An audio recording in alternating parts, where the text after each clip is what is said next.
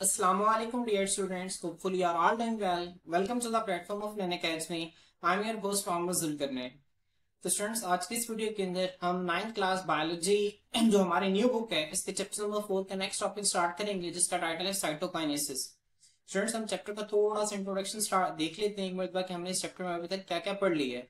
हमने cell cycle पढ़ रही थी चैप्टर नंबर 4। इसमें हमने पढ़ा कि सेल साइकिल जो है इसकी दो फेजेस हैं, एक इंटरफेज और एक है माइटोसिस फेज जिसे हम एम फेज भी कहते हैं।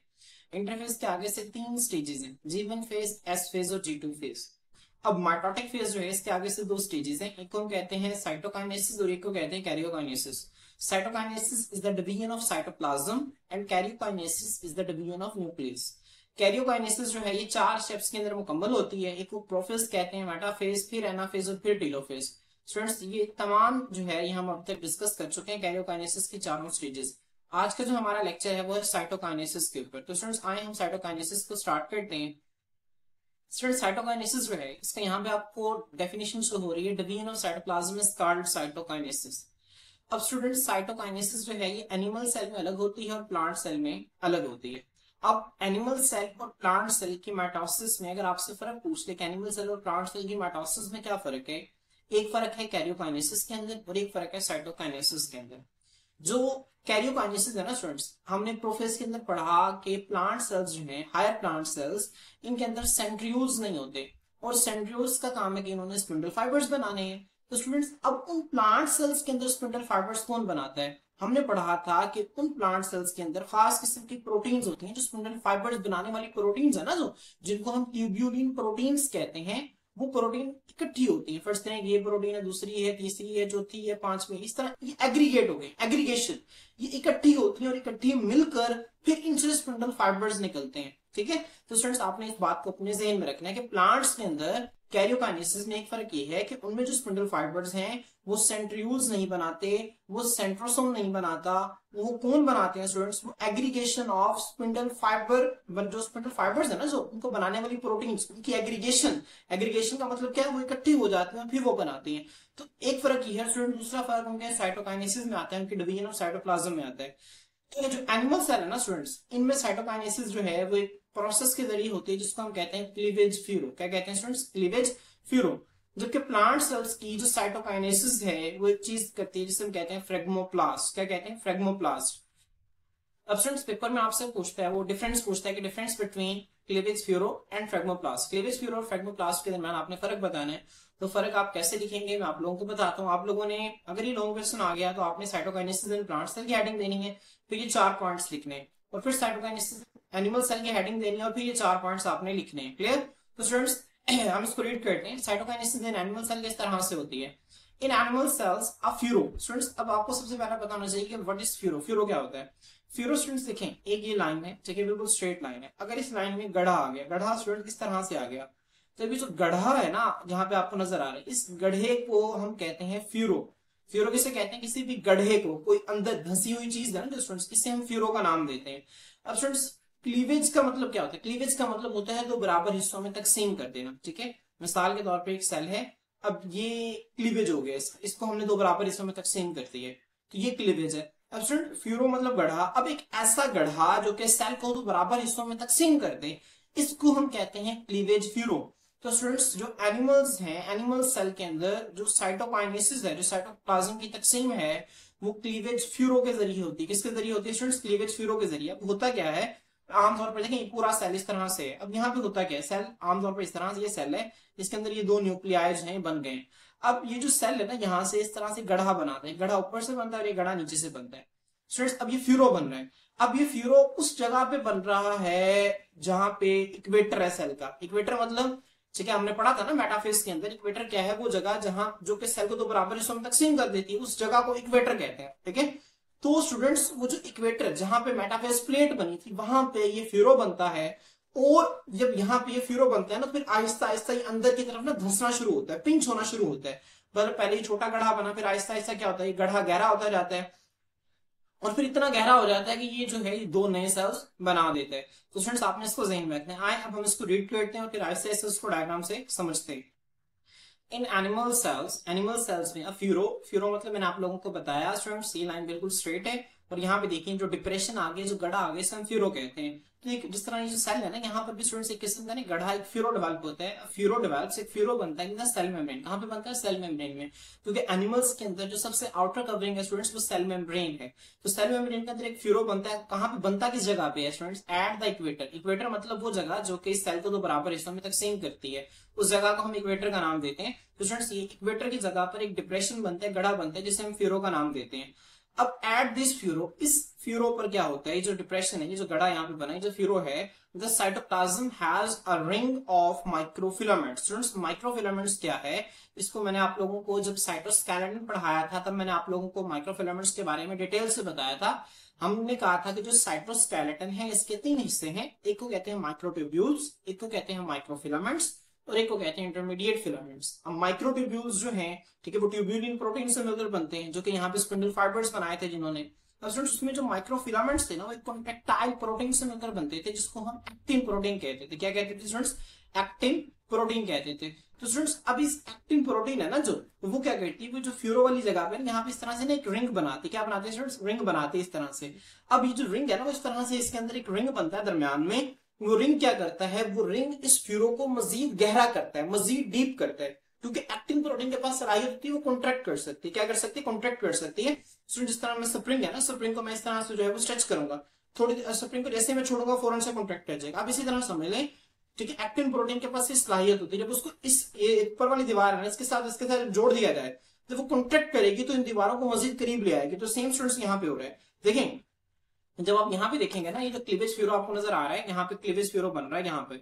अब जब यहाँ पे एक एक्टिन प्रोटीन यहाँ पे अटैच हो गया, एक सिरा एक उसका यहाँ पे अटैच होगा, तो स्प्रिंग की तरह स्प्रिंग इनको आपस में मिला देगा ना। इस तरह एक्टिन प्रोटीन क्या करेगी? आपस में मिला देगी, और इतना मिला देगी कि जो दो हैं कि अलग अलग सेल्स के अंदर कन्वर्ट हो जाएंगे। तो इस फ्यूरो में, इस डिप्रेशन में, तो साइटोप्लाज्म के पास एक रिंग होता है माइक्रोफिलामेंट्स का। माइक्रोफिलामेंट्स क्या होते हैं मैंने आपको बता दिए, ये ऐसी फिलामेंट्स हैं जो कि एक्टिन प्रोटीन से मिलकर बनते हैं, ठीक है। तो इसको आपने ध्यान में रखना है। अब ये जो रिंग है ना स्टूडेंट्स, वो जो रिंग है, जो माइक्रोफिलामेंट्स की रिंग है, वो कॉन्ट्रैक्ट करती है and the furrow moves inward. तो स्टूडेंट्स ये जो डिप्रेशन है ना, ये जो गढ़ा है, ये अंदर की तरफ मूव करना स्टार्ट कर देता है, ठीक है। अब इन दिस तरह से parents cell is pinched. Pinch का मतलब होता है उसमें धंसना, ठीक है, धंसना। पिंच का मतलब क्या होता है? धंसना होता है। जिस तरह आप रेत के अंदर अपने हाथ को पिंच करते हैं ना, धंस, ठीक है, धंसा लेते हैं, इस तरह पिंच का मतलब यहाँ पे धंसना है। अब ये जो पेरेंट सेल है ना, वो पिंच हो, मतलब अंदर से धंस कर रहा है। जो फ्यूरो है, इसने ये अंदर डीप होती गई, गहरी होती गई, और इसने अंदर धंस कर 2 नए सेल्स बना दिए। तो पेरेंट सेल जो है वो पिंच्ड हो गया है, इस तरह 2 में हिस्सों में क्या हो गया? तकसीम हो गया। तो स्टूडेंट्स ये है साइटोकाइनेसिस इन एनिमल सेल। मैं उम्मीद करता हूं कि आप लोगों को इसकी बेहतरीन समझ आ गई होगी। अगर आप लोगों का इस हवाले से कोई भी क्वेश्चन है, वो आप लोग हमसे कमेंट सेक्शन के अंदर पूछ सकते हैं। तो स्टूडेंट्स नेक्स्ट हमारे पास है साइटोकाइनेसिस इन प्लांट सेल। अब साइटोकाइनेसिस इन प्लांट सेल कैसे होती है स्टूडेंट्स, हम पहले इसको डायग्राम से देखते हैं, फिर हम इसको रीड करते हैं।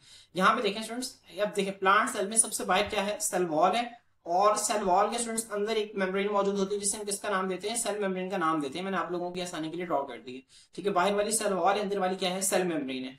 अब स्टूडेंट्स होता क्या है यहाँ पर? देखिए आप, ये मैंने एक सेल बनाया, एक सेल के अंदर स्टूडेंट्स एक ऑर्गेनेली होती है, जिसे गोल्जी अपरेटस कहते हैं। ये मैंने आप लोगों को पढ़ाई थी, गोल्जी अपरेटस। इसका काम क्या होता है? इसका काम ये होता है कि जो रफ एंडोप्लाज्मिक रेटिकुलम से बनकर आने वाली जो प्रोटीन्स है ना, उनको ये मॉडिफाई करती है, और मॉडिफाई करने के बाद उन्हें पैक कर देती है थैली के अंदर। इस थैली को हम नाम देते हैं गोल्जी वेसिकल। किसका नाम देते हैं स्टूडेंट्स? गोल्जी वेसिकल का नाम देते हैं। तो आपने इसको ज़हन में रखना है। तो स्टूडेंट्स अब होता क्या है, प्लांट सेल के अंदर इसी तरह की एक ऑर्गेनेली पड़ी होती है, जिसको हम कहते हैं गोल्जी अपरेटस। ये जो गोल्जी अपरेटस है ना, यहाँ से कुछ थैलियां निकलती हैं, और वो जो थैलियां है ना स्टूडेंट, जिनको हम गोल्जी वेसिकल्स कहते हैं, वो आहिस्ता आहिस्ता सेल के दरमियान में अरेंज होना शुरू हो जाती हैं। एक गोल्जी वेसिकल आई, यहाँ पे आके दरमियान में अरेंज होती है, फिर उसके ऊपर, फिर उसके ऊपर, फिर उसके ऊपर, इस तरह दरमियान में आकर अरेंज होना शुरू होती है। देखिए एक है, फिर उसके बाद दूसरी, फिर तीसरी, फिर चौथी, फिर पांचवी, और ये उस वक्त तक अरेंज होती रहती है जब तक कि आखिरी गोल्जी वेसिकल जो है ना, वो सेल मेम्ब्रेन के साथ जाकर जुड़ नहीं जाती। उस वक्त तक ये जो गोल्जी वेसिकल्स है ना, यहाँ पे क्या होती रहती है? अरेंज होती रहती हैं। स्टूडेंट जब ये सारी की सारी गोल्जी वेसिकल्स अरेंज हो जाती है ना, तो इन गोल्जी वेसिकल्स के पास ऐसा मटेरियल होता है जो कि नई सेल वॉल बना सकता है, जो कि क्या बना सकता है? नई सेल वॉल बना सकते हैं। तो जब ये सारी यहाँ पे इस तरह से अरेंज हो जाती है, तो स्टूडेंट एक प्लेट की शक्ल इख्तियार कर लेती है, और मैंने आपको बताया इसके पास एक मटेरियल होता है जिसने आगे सेल वॉल बना देनी। तो होता क्या है, दरमियान में एक नई सेल वॉल बन जाती है। तो दरमियान में एक नई सेल वॉल बन गई, तो ये एक अलग हो गया सेल, और ये सेल क्या हो गया? अलग हो गया। स्टूडेंट्स ये इनके न्यूक्लियाई आपको नजर आ रहे हैं, इनके न्यूक्लियाई पहले ही अलग अलग है, ठीक है, और अब यहाँ पे इनका साइटोप्लाज्म अलग हो गया, और ये नए डॉटर सेल्स जो हैं ये यहाँ पर बन गए। तो स्टूडेंट्स आए अब हम इस थ्योरी से रीड करते हैं। वो कहता है स्टूडेंट्स इन प्लांट सेल्स में Golgi apparatus makes vesicles. Golgi apparatus क्या बनाते हैं? थैलियां बनाते हैं, जिन्हें हम गोल्जी वेसिकल्स कहते हैं। यहाँ पर मैंने आपको बताया कि गोल्जी अपरेटस से क्या बनती है? गोल्जी वेसिकल्स बनती है। फिर क्या होता है स्टूडेंट्स? दीज वेसिकल्स, ये जो थैलियां हैं, मूव करती हैं टू द मिडल, दरमियान में, एंड फ्यूज का मतलब होता है मिलना, to form a plate called phragmoplast. मेरी बात समझ में आ रही है स्टूडेंट्स? यहाँ पे देखें, यहाँ पे जो थैलियां हैं ये गोल्जी अपरेटस से बनती हैं और बनकर कहाँ पे? सेंटर में मूव करती हैं और यहाँ पे सेंटर में मिलकर एक दूसरे के साथ फ्यूज होती है, मिलती जाती है, मिलती जाती है, मिलती जाती हैं। और स्टूडेंट्स इस तरह से मिलती जाती हैं कि दरम्यान में प्लेट बना देती हैं। और ये जो प्लेट है ना स्टूडेंट्स, इस प्लेट को हम नाम देते हैं फ्रेगमोप्लास्ट का। किसका नाम देते हैं स्टूडेंट्स? फ्रेगमोप्लास्ट। मोस्ट इंपॉर्टेंट है कि फ्रेगमोप्लास्ट क्या, तो आपने बताना है कि जब प्लांट सेल की साइटोकाइनेसिस हो रही होती है तो उस वक्त गोल्जी अपरेटस से गोल्जी वेसिकल्स आती हैं और वो गोल्जी वेसिकल्स सेल के दरमियान में अरेंज होना शुरू होती हैं। और जैसे जैसे वो अरेंज होती रहती हैं, अरेंज होती रहती हैं, अरेंज होती रहती हैं एक दूसरे के ऊपर, तो आपस में फ्यूज होती हैं, मिलती हैं और एक प्लेट लाइक स्ट्रक्चर बना देती हैं। इसको हम फ्रेगमोप्लास्ट का नाम देते हैं। स्टूडेंट्स आगे रीड करते हैं, वो क्या कहते हैं? वो कहते हैं students the plate grows outward. ये जो प्लेट है ये बाहर की तरफ ग्रो करती है and its membranes fuse with the cell membrane। Students इस बात को आपने समझना है। देखिए मैंने आपको पहले बताया, जो थैलियां हैं ये आप एक दूसरे के ऊपर स्टैक ढेर बनाती जाती हैं और इस वक्त तक ढेर बनाती हैं जब तक जो थैली है ना वो सेल मेम्ब्रेन के साथ जाके नहीं मिल जाती। तो स्टूडेंट्स अब यहाँ पे हो क्या रहा है? अब यहाँ पे देखें दरम्यान में जब थैलियां, 2-3 थैलियां मिली तो एक प्लेट बन गई दरम्यान में। अभी प्लेट ग्रो के साइड पर करिए, बाहर की तरफ ग्रो करिए, क्योंकि बाहर से नई नई थैलियां आके अरेंज हो रही है ना इसके ऊपर। तो ये जो प्लेट आपको नजर आ रही है ना बाहर की तरफ ग्रो कर रही है। क्यों? क्योंकि यहाँ पे जब नई थैलियां आएंगी तो वो बाहर वाली साइड पर अरेंज होंगी। ठीक है, वो यहाँ पे कहाँ पे? बाहर वाली साइड पर अरेंज होगी इस तरह से, और नीचे से भी इस तरह बाहर वाली साइड पर अरेंज होगी। तो ये जो प्लेट है, ये जो फ्रेगमोप्लास्ट है, ये ग्रो आउटवर्ड, बाहर की तरफ अरेंज होती है और उस वक्त तक ग्रो करती रहती है, ग्रो करती रहती है जब तक कि जो थैली है ना ये सेल मेम्ब्रेन के साथ जाकर नहीं मिल जाती। तो स्टूडेंट्स यहाँ पे वो यही कहते हैं, वो कहते हैं this plate grows outward and its membrane fuses with the cell membrane. इसकी जो मेम्ब्रेन है वो सेल मेम्ब्रेन के साथ जो है वो क्या कर जाती है? फ्यूज कर जाती है। The result is 2 daughter cells. इसके नतीजे में क्या होता है स्टूडेंट्स? हमारे पास 2 डॉटर सेल्स जो है वो बन जाते हैं। स्टूडेंट्स ये मोस्ट इंपॉर्टेंट साइटोकाइनेसिस चैप्टर का मोस्ट इंपॉर्टेंट लॉन्ग क्वेश्चन है। आप लोगों ने साथ दोनों डायग्राम्स जो है वो लाजमी बनानी है। डायग्राम देखें बहुत आसान है, सिर्फ डायग्राम बनानी नहीं है स्टूडेंट्स, आप लोगों ने इसको लेबल भी करना है। क्या करना है? इसको लेबलिंग भी आप लोगों ने करनी है। तो आप लोगों ने इसको ध्यान से देख लें, ये मोस्ट इंपॉर्टेंट टॉपिक है आप लोगों के। ठीक है, साइटोकाइनेसिस चैप्टर का मोस्ट इंपॉर्टेंट लॉन्ग क्वेश्चन है, आप लोगों से पूछा जा सकता है। इसके अंदर मोस्ट इंपॉर्टेंट शॉर्ट क्वेश्चन जो है वो आपसे पूछ लेगा डिफरेंस करें क्लीवेज फ्यूरो और फ्रेगमोप्लास्ट के दरमियान। तो आप लोगों ने स्टूडेंट्स इनकी डेफिनेशन जो है वो भी लिखनी है। क्लीवेज फ्यूरो क्या होता है स्टूडेंट्स? आप यहाँ तक आपने इसमें क्या करना है? 3 पॉइंट्स बता दीजिए, बल्कि 4 पॉइंट्स बता दीजिएगा। ठीक है, और फ्रेगमोप्लास्ट में आप क्या कीजिएगा? ठीक है, ये भी 4 पॉइंट्स बता के दरमियान में लाइन लगा के आप इसी तरह से लिख सकते हैं। स्टूडेंट मेरे ज़हन में रखें, अगर वो आपसे शॉर्ट क्वेश्चन पूछ लेता है, क्या पूछ लेता है? शॉर्ट क्वेश्चन पूछ लेते हैं तो आप ये 2 पॉइंट्स लिखकर और साथ ही डायग्राम बना सकते हैं। अगर क्लीवेज फ्यूरोस ने सिर्फ शॉर्ट क्वेश्चन में आपसे पूछ लिया है तो आप क्या करें? आप 1 पॉइंट ये लिख दें, 1 पॉइंट ये लिख दें, साथ ही डायग्राम बना दें। ठीक है, लेकिन अगर उसने आपसे डिफरेंस पूछ लिया है कि डिफरेंस करें क्लीवेज फ्यूरो और फ्रेगमोप्लास्ट के दरमियान, ठीक है, तो आप जो है, ठीक है, एक तरीका आपके पास ये कि आप ये पॉइंट्स लिख दें और दूसरा तरीका ये कि आप डायग्राम्स बना दें, दोनों डायग्राम्स बना देंगे। तो इस तरह से भी आपका डिफरेंस है जो एक अच्छा डिफरेंस इसको कंसिडर किया जाएगा। तो स्टूडेंट्स, तो होपफुली स्टूडेंट्स आपको जो है वो साइटोकाइनेसिस की अच्छी समझ आ गई होगी। तो स्टूडेंट्स यहाँ पे हमारा जो माइटोसिस है इसके हवाले से कुछ इंपॉर्टेंट शॉर्ट क्वेश्चन है, हम इनको देख लेते हैं। बहुत इंपॉर्टेंट शॉर्ट क्वेश्चन आपने इनको अच्छी तरह से तैयार करना है। सबसे पहले माइटोसिस की तारीफ क्या है, उसके 2 फेजेस देखे हैं। उसके कौन कौन से 2 फेजेस हैं? कैरियोकाइनेसिस और साइटोकाइनेसिस। अगला शॉर्ट क्वेश्चन है कैरियोकाइनेसिस और साइटोकाइनेसिस में क्या फर्क होता है? कैरियोकाइनेसिस डिवीजन ऑफ न्यूक्लियस को कहते हैं, साइटोकाइनेसिस डिवीजन ऑफ साइटोप्लाज्म को कहते हैं। आप लोगों ने इसको लिखना है। ये मैं सिर्फ आप लोगों को बता रहा हूँ, लेकिन आप लोगों ने इसको प्रैक्टिकल, आप लोगों ने इसकी प्रैक्टिस करनी है, टेस्ट है आप लोगों का। माइटोटिक स्पिंडल क्या होता है इसकी डेफिनेशन आप लोगों ने लाजमी लिखनी है और मुझे बतानी है। ठीक है, इसकी डेफिनेशन आप लोगों ने क्या लिखी है और इसके साथ आपने डायग्राम भी ड्रॉ करनी है। कौन सी डायग्राम ड्रॉ करनी है? आप इसके साथ सिंपल प्रोफेज की डायग्राम ड्रॉ कर सकते हैं। जब आप प्रोफेज की डायग्राम ड्रॉ करेंगे ना तो वहां पे आप लोग सिंपल बता दीजिएगा कि वो जो प्रोफेज के डायग्राम में वो जो आप धागे निकालेंगे ना सेंट्रोसोम से, वो माइटोटिक स्पिंडल है। इसके बाद मेटाफेज प्लेट क्या होती है आपने इसको भी डायग्राम के साथ शो करना है। लॉन्ग क्वेश्चन स्टूडेंट्स, माइटोसिस के अंदर कौन कौन से इंपॉर्टेंट है? Right and note prophase of mitosis most important है। साइटोकाइनेसिस क्या होता है? मोस्ट इंपॉर्टेंट है। उसके बाद students draw all the phases of mitosis. Mitosis के तमाम फेजेस आप लोगों ने क्या करने हैं? ड्रॉ करना है। स्टूडेंट्स इंशाल्लाह इसका एक नेक्स्ट लेक्चर होगा वो इसी पर होगा कि आपने माइटोसिस की जो है वो लेबल डायग्राम किस तरह से ड्रॉ करनी है। यहाँ पे आपने किसी भी किस्म की थ्योरी नहीं लिखनी, सिर्फ और सिर्फ डायग्राम ड्रॉ करनी है। तो इंशाल्लाह हमारा नेक्स्ट लेक्चर जो है वो इस पर होगा।